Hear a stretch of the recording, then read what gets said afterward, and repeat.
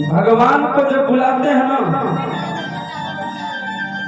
तो महाराज जो व्यक्ति भगवान को श्रद्धा पूर्वक भाव से बुलाते हैं भगवान जरूर आते हैं। कहते हैं भाव विक्षंति देवा, भगवान भाव के भूखे हैं। भगवान भाव के भूखे हैं महाराज। जहाँ भाव है वहीं भगवान है, और जहाँ भाव नहीं है वहाँ भगवान भी नहीं है। क्या है?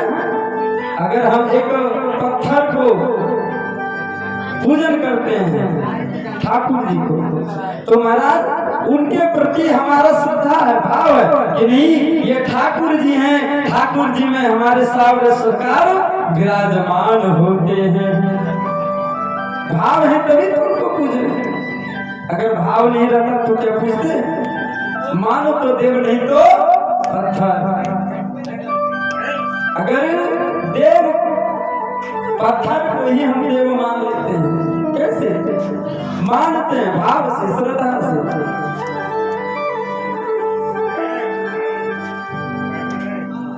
तो महाराज इसलिए सूर्य जी महाराज कहते हैं सावधान सावधान तया श्रवण। इसलिए हे शौनकादि ऋषियों सावधान होकर कथा का श्रवण करो। काल व्याल मुख ग्रास दास निर्नाश हेतु श्रीमद् भागवतम् शास्त्रम् कलौ कीरेण भासितम्। महाराज ये संसार रूपी काल के मुख में प्रत्येक जीव ग्रास बना बैठे हैं।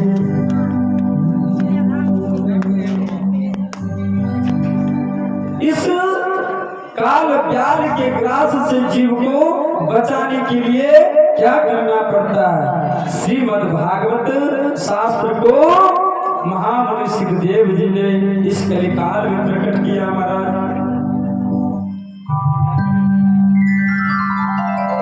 कि इस काल प्यार के ग्रास से जीव को बचाने के लिए श्रीमद् भागवत शास्त्र को महामुनि सुखदेव जी ने इस कलिकाल में, इस कलयुग में प्रकट किया है। बोलिए वृंदावन बिहारी लाल की जय।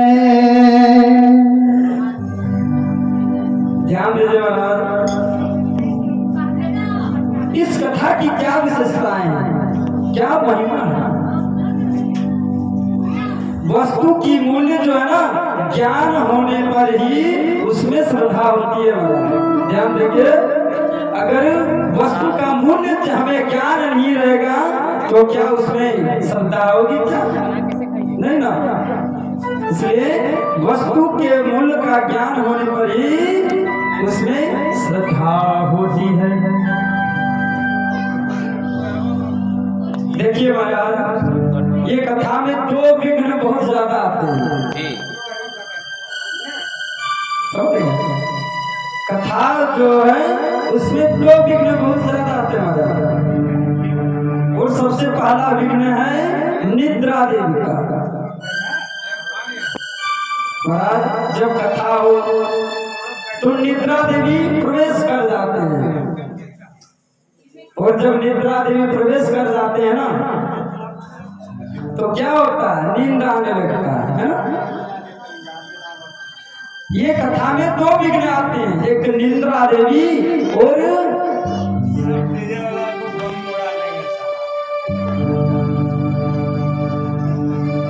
महाराज जब निद्रा देवी प्रवेश हो जाती हैं बहुत प्यारी नींद आती है। कब लोग खराटे मारने लगेंगे इसका कोई पता नहीं। कथा में लोग कब खराटे मारने लगेंगे इसका कोई पता नहीं।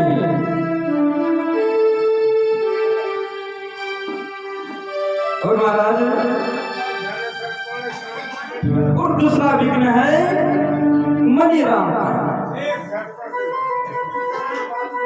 सुनते सुनते कहाँ भाग जाए कहना मुश्किल है। वो एक जगह 2 मिनट नहीं ठहरते,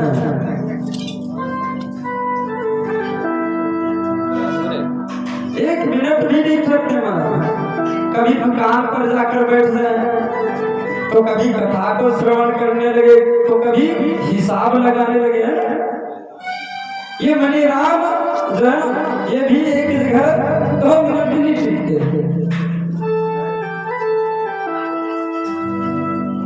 ये दोनों का ही एक ही उपाय मारा है।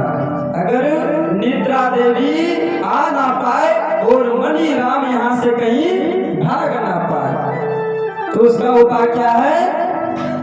भगवत नाम संकीर्तन करना चाहिए। बोल श्रीमद् भागवत भगवान की। इसलिए भगवत नाम संकीर्तन करने से क्या होता है?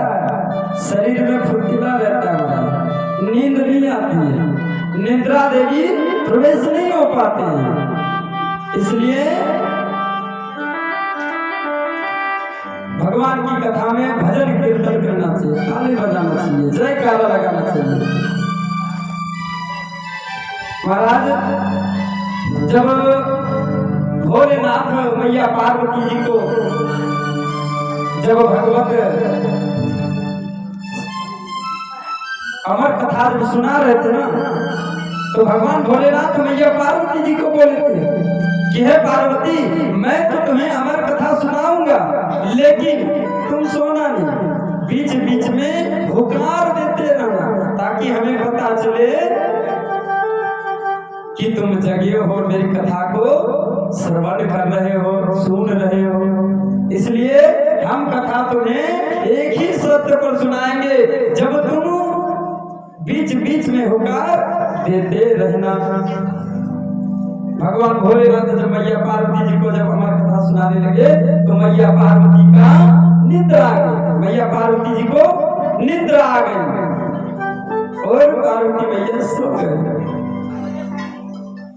कहते ना कि महायासन पे महादेव जी बैठे आसन मार, अरे महायासन पे महादेव जी बैठे आसन मार। अरे अमर कथा जब लगे सुनाने, गोरा को त्रिपुरार उमा के पड़ गए सोता, गया दे रहोता, उमा के पड़ गए सोता, हो गया दे रहोता। महायासन में महादेव जी बैठे आसन मार, महायासन ओ अमर कथा जब लगे सुनाने, गोरा को त्रिपुरार उमा के पड़ गए सोता, हो गया दे रहोता, उमा के पड़ गए सोता, हो गया दे रहोता।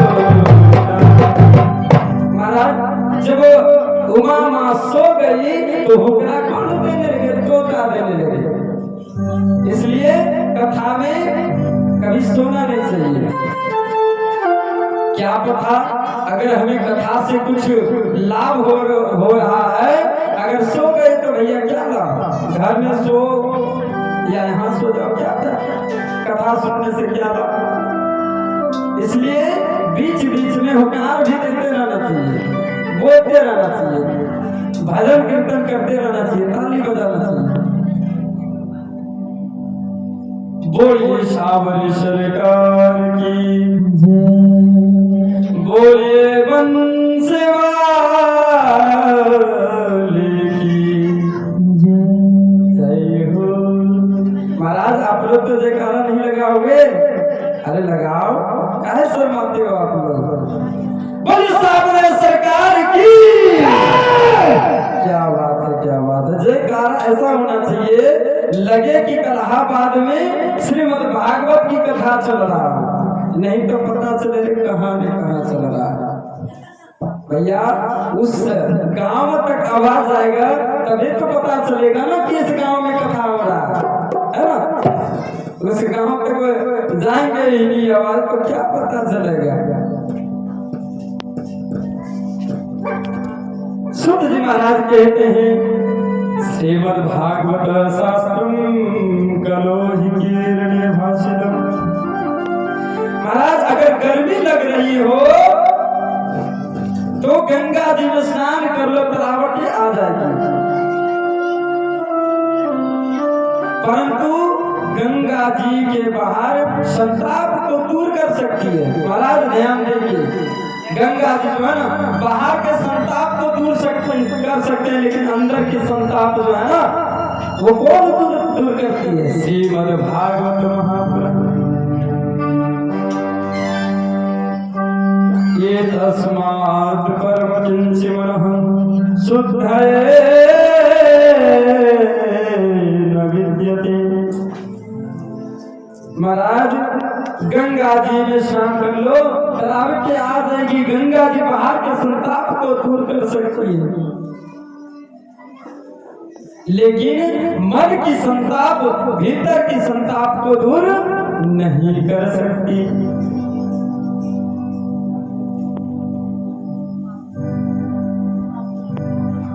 कहते हैं अगर हमें अपने मन के अंदर को संताप को अगर दूर करना हो, भीतर के संताप को दूर करना हो तो क्या करना चाहिए? श्रीमद् भागवत का श्रवण करना चाहिए। महाराज अगर गंगा जी में जाएंगे स्नान करने के लिए ना तो वहां खतरा है। ध्यान देखिए, जब गंगा जी में स्नान करेंगे तो वहां खतरा है कि कहीं हम गड्ढे में ना चले जाएं। लेकिन महाराज ये श्रीमद् भागवत जो है ना, इसमें जितना गहराइयों तक जा सकते हैं, इसमें कोई खतरा नहीं। महाराज अगर हमें संताप, बाहर के संताप को दूर करना हो तो हमें गंगा के पास जाना पड़ेगा।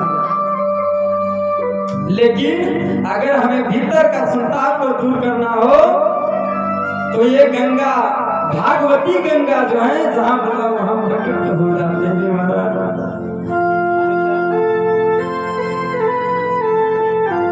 महाराज गोविंद ने अपने अंग से कितनी गंगा प्रकट की थी? महाराज 2 गंगा, एक चरणों से निकली हुई गंगा और एक मुखार बिंद से निकली हुई गंगा। महाराज ये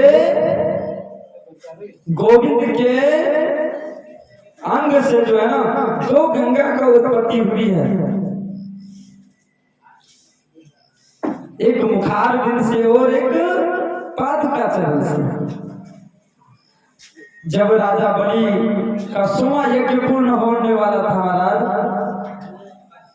तब भगवान विष्णु जो है वामन देवता के अवतार में भिक्षा मांगने के लिए चले गए, जो कि राजा बलि का वो 100वां यज्ञ पूर्ण नहीं हो पाया। तो उसी समय भगवान वामन देवता जो हैं राजा बलि से भिक्षा मांग लिए महाराज कि हमें भिक्षाम दे। और वहीं पे राजा बलि से भिक्षा लेकर जो 3 पग दान में लिए थे महाराज, एक पग में पूरे सृष्टि नाप लिए, दूसरे पग में पूरे ब्रह्मांड नाप लिए, और जब तीसरे पग रखने का जगह नहीं मिला तो बोले राजा बलि बताओ, तुम्हारा तो सारा कुछ दान हो चुका है, अब बताओ मैं तीसरे पग कहाँ रखूं? तो राजा बलि बोले महाराज हे प्रभु, मेरा सर्वस्व दान हो चुका है, लेकिन अभी भी मेरा सर और मेरा मुकुट जो है सो दान नहीं हुआ है। आप ऐसा करें, अपना तीसरा पादुका मेरे सर के ऊपर रख दे। तो महाराज वामन देवता जो है सो अपने तीसरे पग जो है सो राजा बलि के ऊपर रख दिए और उसे पातालपुरी भेज दिए। और उसी समय जब भूमि नाप रहे थे, ब्रह्मांड नाप रहे थे, तो महाराज ब्रह्मा जी ने उस वामन देवता के चरण कमलों से पसीने को निकालकर अपने कमंडल में रख लिए। इसलिए एक हो गया चरण पादुका से गंगा निकली होगी और एक मुखार बिंद से गंगा निकली हुई, जिसका नाम है चरण पादुका से गंगा निकली हुई नाम है भागीरथी गंगा। महाराज चरण पादुका से निकली हुई गंगा भागीरथी गंगा है और मुखार बिंद से निकली हुई गंगा भागवती गंगा है ना। तो महाराज एक संशय है इसमें कि ये चरण पादुका से निकली गंगा जिसका नाम है भागीरथी गंगा और भागवती गंगा, तो महाराज इन दोनों में से सर्वश्रेष्ठ कौन है, बड़े कौन है? ये दोनों तो अपना बन ही हुए ना, लेकिन ये दोनों में से बड़े कौन है महाराज? बड़े एक चरणों से निकली हुई गंगा, एक मुखार बिंद से गंगा, क्योंकि चरण पादुका जो है सो नीचे हो जाती है, मुखार जो है सो मुखार बिंद जो है सो ऊपर हो जाते हैं, इसलिए सर्वश्रेष्ठ भागवती गंगा माना जाएगी जो मुखार बिंद से प्रकट हुई है। तुम्हारा अगर हमें स्नान भी करना हो तो गंगा में जाना पड़ेगा, गंगा के पास जाना पड़ेगा, लेकिन भागवती गंगा ऐसे हैं कि जहां मन चाहो वहां भागवती गंगा को बुलाकर और गहराइयों तक उतर कर गोता लगाकर और अपने जीवन को कृतार्थ कर सकते हैं, अपने भाग्य को बदल सकते हैं महाराज। ये भागवती गंगा का विशेषता है। बोले श्रीमद् भागवत भगवान की।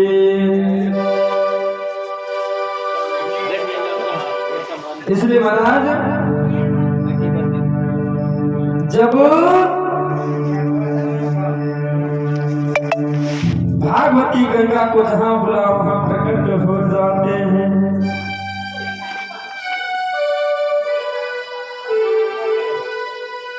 महाराज आइए हम वहां पर चलेंगे जहां भक्ति ज्ञान वैराग्य जो सुनारद जी को मिले थे, कहां वृंदावन है ना। कहते हैं वृंदावन महाराज, वृंदावन शिव की वृंदावन ही नहीं है, वृंदावन एक इस कलयुग में जो है स्वर्ग की भांति है। और वृंदावन में ही नारद जी का भेंट हुआ था भक्ति और ज्ञान और वैराग्य सेवा। आइए हम सब भी एक बार वृंदावन धाम की ओर चलेंगे। वृंदावन जाऊंगे सखी वृंदावन जाऊंगे, वृंदावन जाऊंगे सखी वृंदावन जाऊंगे। मेरे उठे विरह की सखी वृंदावन जाऊंगे, मेरे उठे विरह की सखी वृंदावन जाऊंगे, वृंदावन जाऊंगे वृंदावन जाऊंगे,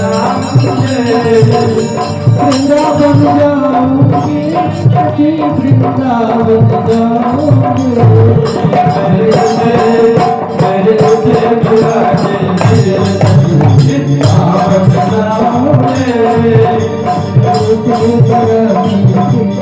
जाऊंगे, वृंदावन जाऊंगे।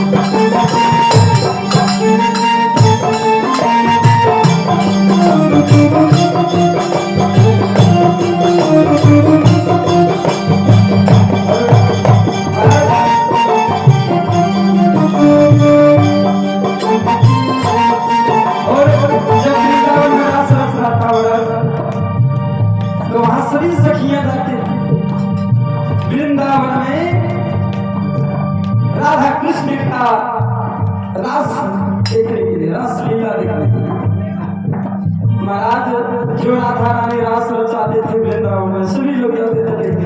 एक दिन शंकर भगवान सोचे मैं भी क्यों ना जाऊंगा। पार्वती जी बोले वहां नहीं, वहां आप सबको जाना बंद है, वहां कोई नहीं जा सकते, वहां से हम लोग जा सकते, सखियां जा सकते। बोले बाबा बोले कि पार्वती ले चलो, हमें भी बहुत इच्छा होगी। बोले नहीं, शंकर भगवान ने पुकार लगाया, बोले ऐसा करो मैं सखी बन जाती हूँ, बन जाता अब तो ले चलोगी। भगवान कहते हैं शंकर जी पार्वती जैसे कहते हैं, अरे एक दिन वो बोले भंडारी, एक दिन वो बोले भंडारी, मन के तुझ के लारे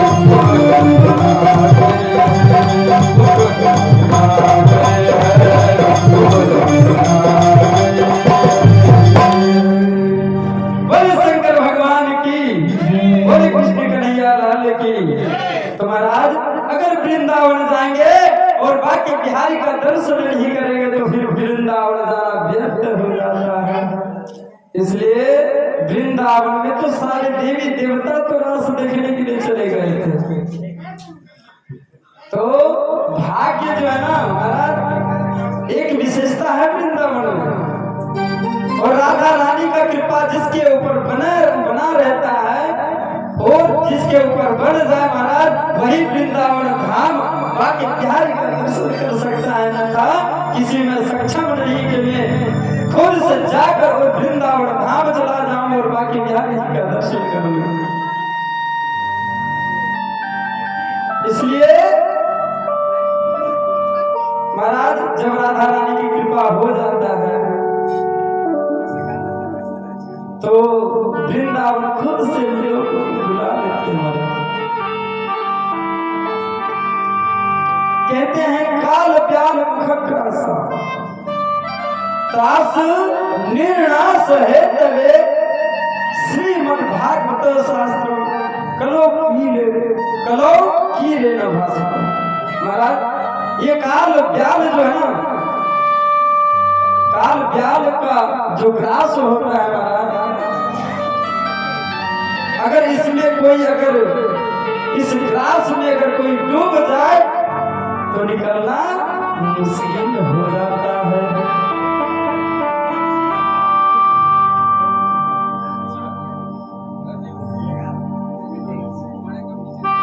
इसलिए महाराज श्रीमद् भागवत में जो रसमान होता है, जो भागवत का सूत्र होता है,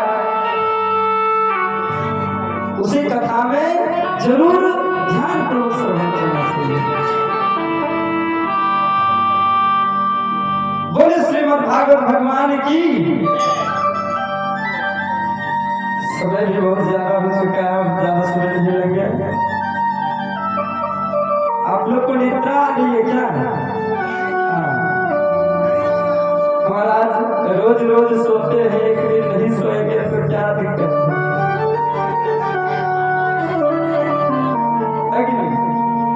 रोज रोज सोते ही हैं, अगर एक दिन नहीं सोएंगे तो कोई दिक्कत है क्या? बोले कृष्ण कन्हैया लाल की।